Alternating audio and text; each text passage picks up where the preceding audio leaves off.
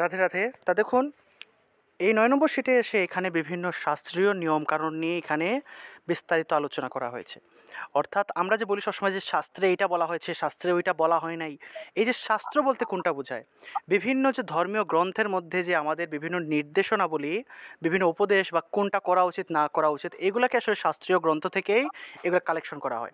বিশেষ করে এই যে আমরা এখানে বিভিন্ন যে নিয়মকানুন আছে, আমাদের শাস্ত্রীয় বিভিন্ন নিয়মকানুন আছে, এই নিয়মকানুনগুলো আসলে আমাদের বিভিন্ন স্মৃতিশাস্ত্র সহ বিভিন্ন রকমের শাস্ত্রীয় গ্রন্থের মধ্যে লিপিবদ্ধ আছে, যে আমরা আমাদের জীবনে, মানব জীবনে আমাদের কখন ঘুম থেকে ওঠা উচিত, কখন ঘুমানো উচিত, কখন কি করা উচিত, সকালে কি কি কাজ করা উচিত, মানে সব ধরনের আমাদের জীবনটাকে প্রত্যেকটা দিন আমরা কখন কি করব, সে সমস্ত কিছুকেই আসলে বিভিন্ন নিয়মকানুন দ্বারা এখানে আমাদেরকে নির্দেশনা দেওয়া হয়েছে, আর সেগুলোকেই শাস্ত্রীয় নিয়মকানুন বলা হয়ে থাকে। তা দেখুন, এখানে আমরা একটু পড়ি।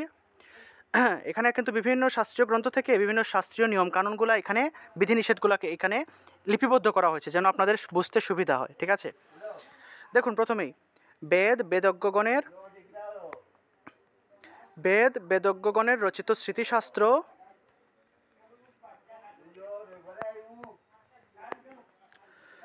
দেখুন বেদজ্ঞগণের রচিত স্মৃতিশাস্ত্র, সদাচার, ধার্মিকগণের আত্মার প্রীতি, এই চারটি হলো সাক্ষাৎ ধর্মের লক্ষণ। বেদ স্মৃতি সদাচার সস্বচ প্রিয়মাত্মনঃ এত চতুর্বিধম প্রাহ সাক্ষাৎ ধর্মস্য লক্ষণম। এটা একটা শ্লোক থেকে নেওয়া হয়েছে। ঠিক আছে, তা দেখুন, সদাচারের ফলে ধর্ম ও ধন লাভ হয়। সদাচার সমস্ত অশুভকে নাশ করে। বর্তমানে দৈনন্দিন জীবনে নিত্য পালনীয় শাস্ত্রবিহিত কতগুলো বিধিনিষেধ নিচে উল্লেখ করা হলো। আচ্ছা, প্রথমেই ১ নম্বর যে নিয়ম সেটা হলো গিয়ে, যাহারা যাহারা সাধু জনোচিত আচারনিষ্ঠ হইতে ইচ্ছে করেন, যাহারা সাধন জনোচিত আচারনিষ্ঠ হইতে ইচ্ছা করেন, তাহারা ব্রহ্ম মুহূর্তে শয্যা ত্যাগ করত, প্রাতকৃত্যাদি সমাপনান্তে অবগাহন স্নান করিবেন। সবাই শুনতে পাচ্ছেন তো? হ্যাঁ, হরে কৃষ্ণ, শোনা যাচ্ছে দাদা। আচ্ছা, দেখুন, আমাদের শাস্ত্রে সর্বপ্রথম যে জিনিসটা বলা হচ্ছে যে আমরা কখন ঘুম থেকে উঠব। বলা হচ্ছে যারা সাধু জনোচিত আচারনিষ্ঠ, অর্থাৎ আপনি যদি একটা ধার্মিক জীবনযাপন করতে চান, একটা সুন্দর একটা জীবনযাপন করতে চান, আপনার দিনটা যদি একদম সুন্দর শাস্ত্রীয়ভাবে, ধার্মিকভাবে, একদম শুদ্ধ পবিত্র রূপে আপনার দিনটা অনেক সুন্দর করে যদি আপনি শুরু করতে চান, তাহলে অবশ্যই আপনার ঘুমটা অবশ্যই একদম সঠিক সময় হওয়া উচিত। আমাদের শাস্ত্র কি বলছে যে যারা সাধু জনোচিত আচারনিষ্ঠ হইতে ইচ্ছা করেন বা ধার্মিক, যারা সবসময় ধার্মিক একটা জীবনযাপন লাভ করতে চান, তারা অবশ্যই ব্রহ্ম মুহূর্তে শয্যা ত্যাগ করত, প্রাতঃকৃতাদি সমাপনান্তে অবগাহন স্নান করবেন। অর্থাৎ আপনাদেরকে অবশ্যই ব্রহ্ম মুহূর্তে ঘুম থেকে উঠতে হবে। ব্রহ্ম মুহূর্ত মানে কি? এক মুহূর্ত মানে হলো ৪৮ মিনিট। ৬০ মিনিটে ১ ঘন্টা, আর ৪৮ মিনিটে ১ মুহূর্ত। তা আমাদের যে সূর্যোদয়ের যে সময়টা আছে, ওই সময়টার যে ৪৮ মিনিট সূর্যোদয়ের আগে থেকে আরম্ভ হয়, ওই ৪৮ মিনিটটাকে বলা হয় ব্রহ্ম মুহূর্ত। এবং আমাদের যে যে সম্পূর্ণ যে জগতের মধ্যে, আমাদের এই সম্পূর্ণ জগতের মধ্যে যতগুলো সময় আছে, সেই সমস্ত সময়, সমস্ত মুহূর্তগুলোর মধ্যে সবচেয়ে গুরুত্বপূর্ণ মুহূর্ত হলো সূর্যোদয়ের সময়টা। এই সময়টাকে বলা হয় ব্রহ্ম মুহূর্ত। এবং ওই সময়টাতে সব ধরনের কী বলবো, প্রচুর পরিমাণে পজিটিভ এনার্জি মানে লাভ করা যায়। ওই ব্রহ্ম মুহূর্তে যদি আপনি ঘুম থেকে উঠে স্নান করেন, যে অবগাহন স্নান, অর্থাৎ আপনি যদি শয্যা ত্যাগ মানে হলো বিছানা থেকে উঠে আপনি যদি তখন ওই সময়টাতে স্নান করে আপনি যদি উপাসনা করেন, ঠিক আছে, আপনি যদি সূর্য প্রণাম করেন, প্রাতঃকৃত্যাদি করেন, প্রাতঃকৃত্য দেখবেন আপনাদেরকে শীট দেওয়া হয়েছে। ১ নম্বর শীটের ৫টা মন্ত্র আছে। সকালে ঘুম থেকে উঠেই এই ৫টা মন্ত্র পাঠ করে আমাদের দিনটা শুরু করা উচিত।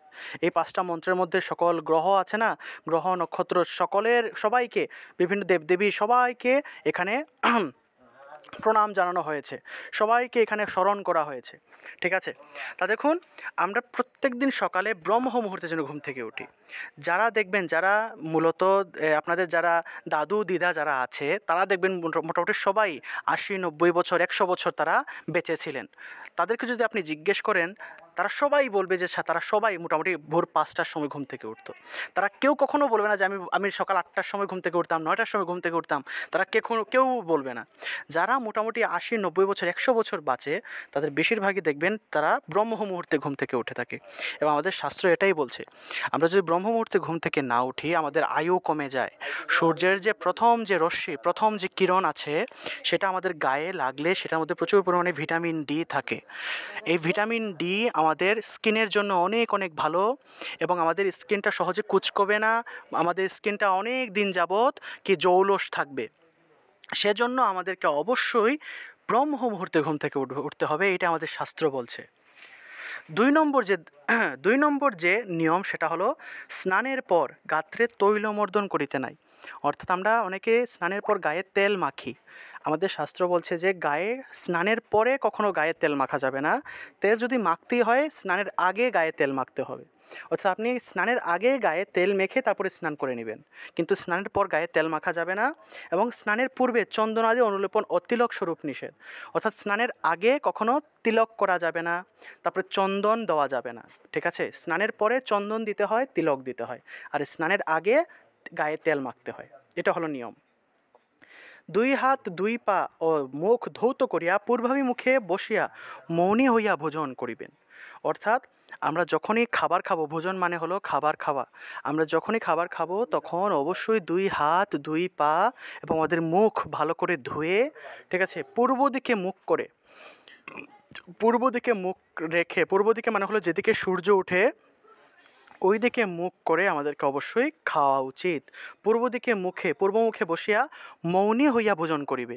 মৌনী মানে কি? মৌনী মানে হলো নীরব হয়ে, কথা না বলে। খাবার খাওয়ার সময় কখনো কথাবার্তা বলা যাবে না, অর্থাৎ মৌনী হয়ে আমাদেরকে সবসময় খাবার খেতে হবে। ঠিক আছে, দেখবেন আমাদের ডাক্তাররা কিন্তু একই কথা বলে যে কখনো আমরা যেন খাবার খাওয়ার সময় যেন কথাবার্তা না বলি। কারণ আমাদের কিন্তু গলার এই জায়গা থেকে, গলা থেকে কিন্তু দুইটা কিন্তু, অর্থাৎ আমাদের মুখের পর থেকে 2টা নালী কিন্তু আমাদের আমাদের ভিতরে গিয়েছে। একটা হলো শ্বাসনালী, একটা হলো অন্ননালী বা খাদ্যনালী। খাদ্যনালী দিয়ে খাদ্য যায়, আর শ্বাসনালী দিয়ে আমরা যে বাতাসটা নিই সেই বাতাসটা ফুসফুসে যেয়ে থাকে। তা আমরা যদি যখন আমরা খাবার খাই তখন শ্বাসনালীটা বন্ধ হয়ে যায় আর খাদ্যনালীটা খুলে যায়। তা আমরা যখন খাবার খাই তখন যদি আমরা কথাবার্তা বলি, কথাবার্তা বললে কিন্তু শ্বাস নিতে হয়, তখন কিন্তু একই সাথে শ্বাসনালীও খুলে যায়, খাদ্যনালীও খুলে যায়।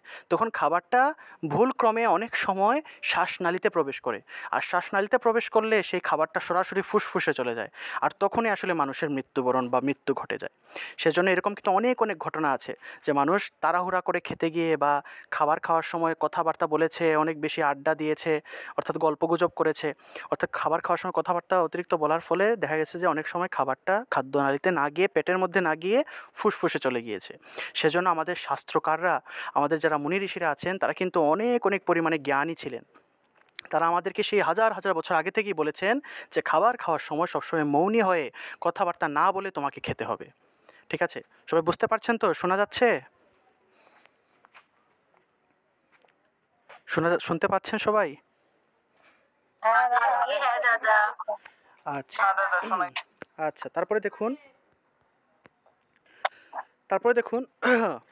4 নম্বর যে নিয়ম সেটা হলো সমুদয় অন্ন ভোজন না করিয়া কিঞ্চিত অবশেষ রাখিতে হয়।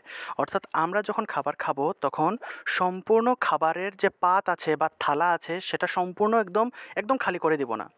1-2টা দানা, খাবারের 1-2টা দানা অন্ততপক্ষে যেন আমরা অবশিষ্ট রাখি। এটা কেন রাখা হয়? এটার কারণটা হলো এই যে আপনার বাড়ির আশেপাশে যে আরও অনেক পশু পাখি আছে, বিভিন্ন কীটপতঙ্গ আছে, পাখি আছে, ছোটো ছোটো পাখি আছে, কুকুর আছে, বিড়াল আছে, তারা দেখবেন আপনার বাড়ির যে জায়গাতে আপনি অবশিষ্ট খাবারগুলো ফেলে দেন বা এই ময়লাগুলো ফেলে দেন, ঠিক আছে, সেই নর্দমা থেকে কিন্তু তারা তাদের খাবারটা কিন্তু সংগ্রহ করে। বিভিন্ন পাখি, কুকুর, বিড়াল তারা কিন্তু তাদের খাবারটা সংগ্রহ করে। তা আপনি যখন আপনার খাবার খাওয়ার সময় এই কিঞ্চিত পরিমাণে 1-2টা দানা একটু অবশিষ্ট রাখবেন, এবং সেই খাবারটা, সেই একটু দানা যখন আপনি কোনো একটা ভালো জায়গায় ফেললেন বা কোনো একটা নর্দমায় ফেলবেন, এমন জায়গায় ফেলতে হবে যেখান থেকে অন্যান্য পশু পাখিরা যেন সেটা সংগ্রহ করতে পারে। যখন ফেলবেন তখন দেখা যাবে সেখান থেকে বিভিন্ন পাখি, পিঁপড়া, এই ইঁদুর মানে বিভিন্ন পশু পাখিরা তারাও তাদের নিজের যে সন্তান আছে, বাচ্চা কাচ্চা আছে, তাদের জন্য তারা এখান থেকে খাবার সংগ্রহ করে নিজেরাও বেঁচে থাকতে পারবে। অর্থাৎ আমাদের শাস্ত্রকাররা, আমাদের মুনি ঋষিরা এত পরিমাণে তারা শুধুমাত্র মানব জাতির কথা চিন্তা করেন নাই, তারা সমস্ত জগতের সকলের কথা চিন্তা করেছেন। সেজন্য তারা বলেছেন যে তুমি নিজের জন্য ঠিক আছে, ভগবান তোমাকে জ্ঞান দিয়েছেন ধান চাষ করার, গম চাষ করার, ঠিক আছে, চাষ করার মানে এই যে ফসল উৎপাদনের তোমাকে জ্ঞান দিয়েছেন, তুমি সেটা দিয়ে ফসল উৎপাদন করছো, ঠিক আছে, তুমি নিজের জন্য তো খাবাই, পাশাপাশি এই জগতের সকলের জন্য, অন্যান্য যারা আছে তাদের জন্য কিঞ্চিত একটু অবশিষ্ট তুমি রাখবা, যাতে করে তারাও তুমি যখন সেই খাবারটা অন্য জায়গায় তুমি ফেলবা বা যে জায়গাতেই তুমি রাখবা সেখান থেকে যেন আরও অন্যান্য পশু পাখিরাও যেন সেটা সংগ্রহ করতে পারে। বুঝতে পারছেন সবাই? খাবার অবশিষ্ট রাখা মানে কিন্তু এটা নষ্ট করা নয়। অবশিষ্ট মানে হলো কিঞ্চিত, একদম কম, ঠিক আছে? এবং অবশিষ্ট রাখতে গিয়ে যদি আপনি একদম সম্পূর্ণ থালাটাই বা থালার অর্ধেক অংশ যদি আপনি অবশিষ্ট রেখে দেন তাহলে কিন্তু হবে না। আপনি কিঞ্চিত একটু অংশ অবশিষ্ট রাখবেন, যাতে করে আপনার আশেপাশে, বাড়ির আশেপাশে যারা যারা আছে, ঠিক আছে, একটা বাড়ির আশেপাশে কিন্তু অনেক কুকুর বিড়াল, তারপরে অনেক পিঁপড়াও কিন্তু থাকে, পিঁপড়ারাও কিন্তু এরকম খাবার সংগ্রহ করে। আচ্ছা, তারপরে দেখুন ৫ নম্বর হলো পূর্ব বা দক্ষিণ দিকে মস্তক রাখিয়া শয়ন করিতে হয়। আমরা সবসময় যেদিকে ইচ্ছা ওইদিকে ঘুমালে হয় না, আমাদের কিন্তু, হ্যাঁ বলুন। আচ্ছা, সবাই মিউট রাখবেন সবাই। আমাদের কিন্তু যেদিকে ইচ্ছে ওইদিকে ঘুমালে কিন্তু হয় না। আমাদের কিন্তু পৃথিবীতে ২টা চৌম্বক মেরু আছে। একটা একটা হলো উত্তর মেরু, একটা হলো দক্ষিণ মেরু। অর্থাৎ চৌম্বকের ২টা চৌম্বক মেরু আছে। সেজন্য এটা কিন্তু বিজ্ঞানের ভাষায় বললাম। এই চৌম্বক মেরু থাকার কারণে আমরা যেদিকে ইচ্ছে ওইদিকে ঘুমালে কী হবে, আমাদের মাথার ভিতরের কিন্তু ব্রেইনের মধ্যে অনেক ধরনের সমস্যা, এটা দীর্ঘমেয়াদী বিভিন্ন সমস্যা হয়ে থাকে। আমাদের দেহের ভিতরে কিন্তু বিভিন্ন রকমের রাসায়নিক পদার্থ আছে। তা ওই সকল রাসায়নিক পদার্থ ওই যে চৌম্বক মেরুর কারণে সেগুলো ক্রিয়া বিক্রিয়া হয়ে থাকে। সেজন্য যেদিকে ইচ্ছে ওদিকে না ঘুমিয়ে আমাদেরকে সবচেয়ে বেস্ট হলো আপনি পূর্ব দিকে মুখ করে বা পূর্ব দিকে মাথা রেখে ঘুমানো। পূর্ব অথবা দক্ষিণ, আমাদের শাস্ত্র বলছে পূর্ব দিকে অথবা দক্ষিণ দিকে মাথা রেখে ঘুমাতে হবে। তবে আমি যেটা সাজেস্ট করব সবচেয়ে বেস্ট, সবচেয়ে ভালো হলো আপনি যেদিকে সূর্য ওঠে ওই দিকে মাথা রেখে, অর্থাৎ পূর্ব দিকে মাথা রেখে আপনি ঘুমাবেন, এটা সবচেয়ে ভালো। তারপরে হলো অন্ধকারে স্থিত শয্যায় এবং আর্দ্র পদে কখনো শয়ন করিবে না। অর্থাৎ যে বিছানায় আপনি রাতে ঘুমানোর আগে বিছানাটা ভালো করে দেখে, অর্থাৎ যে ঘরটা একটু অন্ধকার আছে সেই অন্ধকার ঘরে গিয়েই আপনি শুয়ে যাবেন না। আগে লাইট জ্বালিয়ে ভালো করে ঘরটা দেখবেন, তারপরে গিয়ে আপনি ঘুমাবেন। এবং কখনো আর্দ্রপদ মানে হলো ভেজা পায়ে, কখনো ভেজা পায়ে বিছানায় ওঠা যাবে না। আমরা বিছানায় রাতে ঘুমানোর আগে আমরা যদি ওয়াশরুমে যাই, ওয়াশরুম থেকে এসে হাত এবং পা একটা টাওয়েল দিয়ে ভালো করে মুছে শুকনো পায়ে যেন আমরা বিছানায় উঠি, ঠিক আছে? অর্থাৎ কখনো ভেজা পায়ে কখনো আমরা ঘুমানো যাবে না, এটা আমাদের শাস্ত্র নিষেধ করছে। এগুলোর প্রত্যেকটা জিনিসের পেছনে অনেক অনেক কারণ আছে, ঠিক আছে?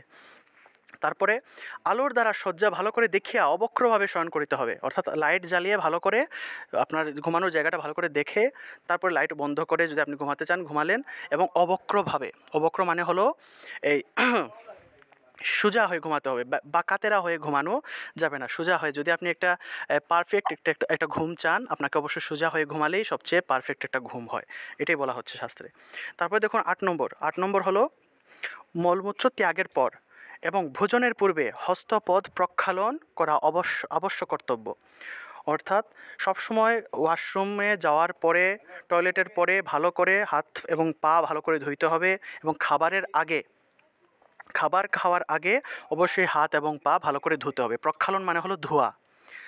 ৯ নম্বর হলো দন্ত ধাবন মানে হলো দাঁত ব্রাশ, ঠিক আছে? আমরা তো ইংলিশে টুথব্রাশ বলি বা দাঁত ব্রাশ বলি, কিন্তু এটা প্রকৃত ব্রাশ শব্দের বাংলা অর্থ হলো ধাবন, ঠিক আছে? তাহলে দন্ত ধাবন, দাঁত ব্রাশ মানে হলো দন্ত ধাবন। আমাদের শাস্ত্রে হাজার হাজার বছর আগেই মুনি ঋষিরা বলে গেছেন যে দাঁত ব্রাশের কথা বলে গিয়েছেন। অর্থাৎ আমরা যেন সব সময় ঘুম থেকে উঠেই যেন ভালো করে দাঁত ব্রাশ করি এবং জিহ্বা যেন ভালো করে পরিষ্কার করি, ভালো করে যেন কুলকুচি করি, কারণ মুখে দুর্গন্ধ থাকা অবস্থায় পূজা করলে ভগবান অপ্রসন্ন হন। ১০ নম্বর হলো দেবালয়ে, গো সেবায়, ব্রাহ্মণগণের কর্মানুষ্ঠানে, শ্রাদ্ধায় এবং ভোজনে সর্বদা দক্ষিণ হস্ত ব্যবহার করবে। দক্ষিণ মানে হলো ডান হাত, ঠিক আছে? সবসময় ডান হাত, এগুলো মানে সব ধরনের মাঙ্গলিক কাজে, ঠাকুরের ঘরে, দেবালয় মানে হলো ঠাকুর ঘরে, গো সেবায়, যত ধরনের মাঙ্গলিক কাজ আছে সব কাজে, এইসব কাজে আমরা সবসময় ডান হাত যেন ব্যবহার করি। স্থিরভাবে বসিয়া ভোজন করিবে। সবসময় আমরা স্থির হয়ে বসে যেন ভোজন করি, কখনো হেঁটে হেঁটে দৌড়ে দৌড়ে গমন করিতে করিতে কখনো যেন কোনো বস্তু ভোজন না করি। ঠিক আছে, খাবার খাওয়া কিন্তু খুবই কী বলবো, খুবই গুরুত্বপূর্ণ একটা জিনিস এবং অনেক ডেঞ্জারাস একটা জিনিস খাবার খাওয়া। কারণ খাবার খেতে গিয়েও কিন্তু অনেক অনেক মানুষের মৃত্যু ঘটেছে। যদি আপনি তাড়াহুড়া করে খান, কথাবার্তা বলতে বলতে খান, হেঁটে হেঁটে খেতে যেতে যেতে যদি আপনি খান, হঠাৎ করে যে কোনো দুর্ঘটনা আপনার সাথে ঘটে যেতে পারে। কারণ আপনি যখন খাবারটা গিলছেন, গলা দিয়ে যখন খাবারটা যাচ্ছে, তখন একদম শ্বাসনালীর পাশ দিয়েই আরেকটা নালীতে গিয়ে খাবারটা ঢুকতেছে। অর্থাৎ শ্বাসনালী হলো যায় ফুসফুসে, আর খাদ্যনালীটা যায় আপনার পাকস্থলীতে, অর্থাৎ পেটের মধ্যে যায়। যদি বাই চান্স কোনো কারণে খাবারটা যদি আপনার ফুসফুসে চলে যায়, তাহলে আপনার শ্বাস বন্ধ হওয়ার উপক্রম হয়ে যাবে। সেজন্য খাবার খাওয়াটা খুবই ধীরে সুস্থে সতর্কভাবে খাবার খেতে হবে। ঠিক আছে, সবাই মিউট রাখবেন, সবাই মিউট রাখবেন, কেমন?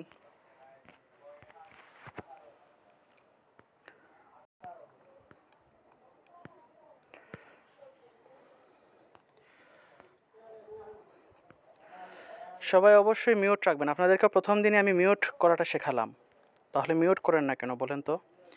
সবাই মিউট রাখবেন।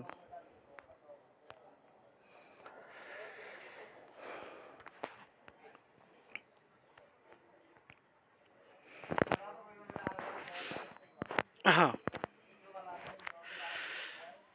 আচ্ছা, তারপরে দেখুন,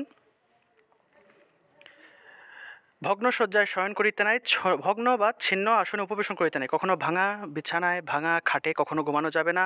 কখনো ছেঁড়া কোনো ধরনের কোনো কাপড় চোপড় ব্যবহার করা যাবে না। আমাদের শাস্ত্র বলছে যে কোনো ছেঁড়া কোনো আসন বা ছেঁড়া কোনো কাপড় চোপড়ও কিন্তু ব্যবহার করা উচিত নয়।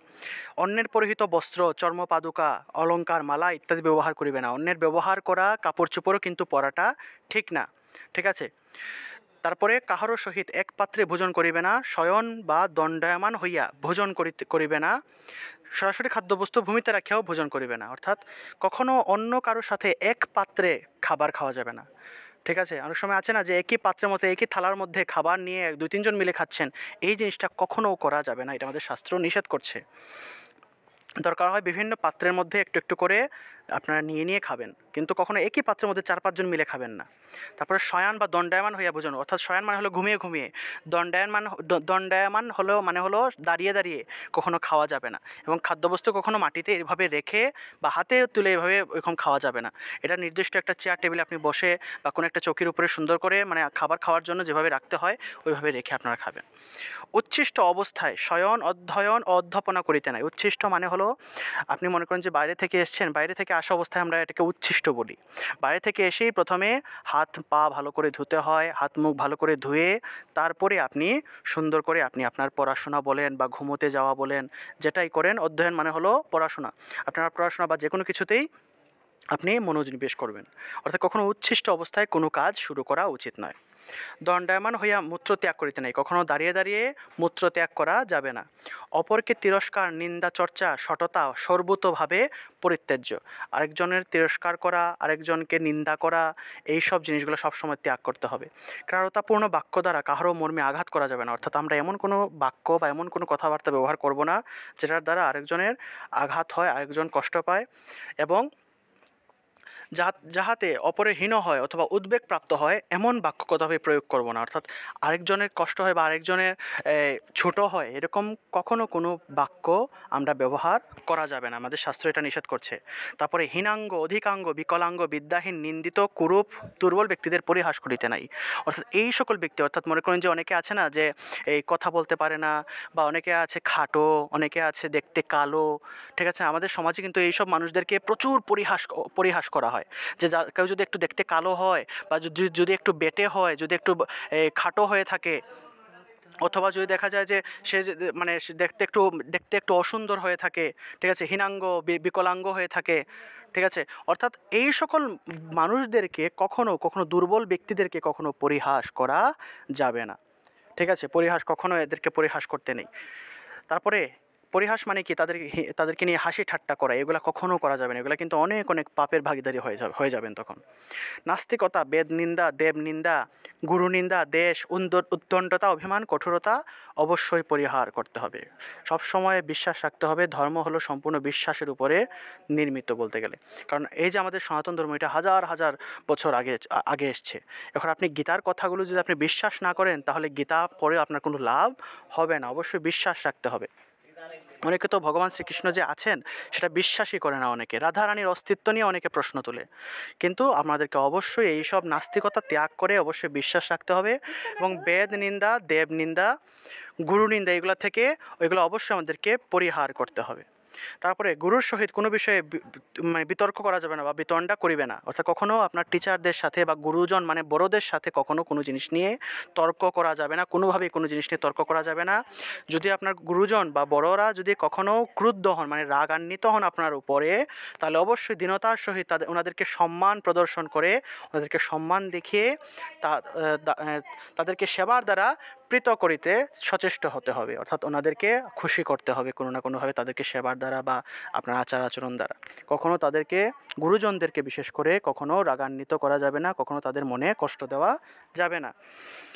আরেকটা হলো শ্রেষ্ঠ ব্যক্তিগণকে তুমি বলিয়া বা নাম উল্লেখ করিয়া সম্বোধন করিতে নাই। অর্থাৎ সেটা আপনাদের টিচার হতে পারে বা আপনাদের বড় গুরুজন যে কেউ হতে পারে, অথবা সম্মানীয় যে কোনো কেউ হতে পারে, যাদেরকে আপনারা কখনো তুমি করে সম্বোধন করিবেন না। সবসময় আপনি আপনি বলে বা নাম উল্লেখ করেও কখনো সম্বোধন করা যাবে না, আপনি আপনি করে সম্বোধন করতে হবে। ঠিক আছে? মনে করুন যে এটা উদাহরণস্বরূপ, মনে করুন যে আমি এখানে কিন্তু আমার চেয়ে এখানে বেশিরভাগই কিন্তু আপনারা আমার থেকে বয়সে বড়। আমার থেকে বয়সে বড় বেশিরভাগই এখানে যারা যারা আছেন সবাই কিন্তু আমার থেকে বেশিরভাগই আমার থেকে বয়সে কিন্তু অনেক বড়।